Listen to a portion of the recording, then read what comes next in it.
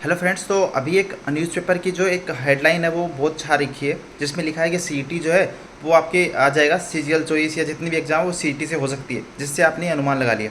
But आपको पहली बात बता दूं, ये जो न्यूज़पेपर की कतरने हैं ना, ये सितंबर 20 में करवा रही थी, फिर 21 में करवाया, फिर 22 में करवाया, 23 आ गया, अब 24 में। तो ये तो हर साल न्यूज़पेपर में आता ही आता है कि अब से होगा, अब से होगा, जबकि अभी तक तो हुआ नहीं सीईटी। तो इस पर एकदम आंख बंद करके विश्वास मत करना कि सीईटी उसी से होगा।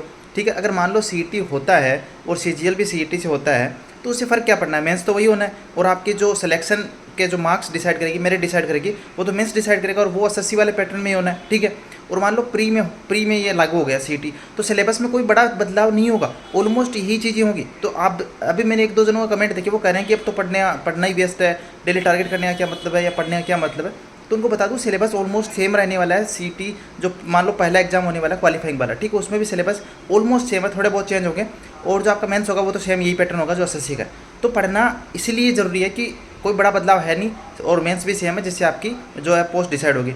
तो इतना है ना, ये हवा मत बनाओ कि यार पढ़ने का कोई मतलब ही नहीं रहा, अब तो सीटी आएगा, सीजीएल भी उससे होगा, सीएचएसएल भी उससे होगा, तो एसएससी वाला पैटर्न तो गया, कहीं नहीं गया। आपका जो सिलेक्शन है वो एसएससी वाले पैटर्न से ही होगा, और सीटी से मान लो प्री अगर हो भी गया, तो उसमें क्या है कि आपका ऑलमोस्ट एसएससी का ही सिलेबस होगा, थोड़ा बहुत चेंज होगा, वो बाद में भी कवर कर सकते हो। ठीक है, तो अभी वेट मत करना हाथ पे हाथ रख के बैठ के कि नहीं अब सिलेबस आएगा सीटी का तभी करूँगा। पहली बात तो सीटी आना नहीं आना वो भी श्योर नहीं है, मुझे तो नहीं लगता इतना जल्दी आ पाएगा। और दूसरी बात, अगर आ भी गया तो ऑलमोस्ट आपका एसएससी का ही जो सिलेबस है उसमें रहेगा। ठीक है, तो पढ़ाई भी ध्यान दो, ये सब चीज़ें इग्नोर मार के।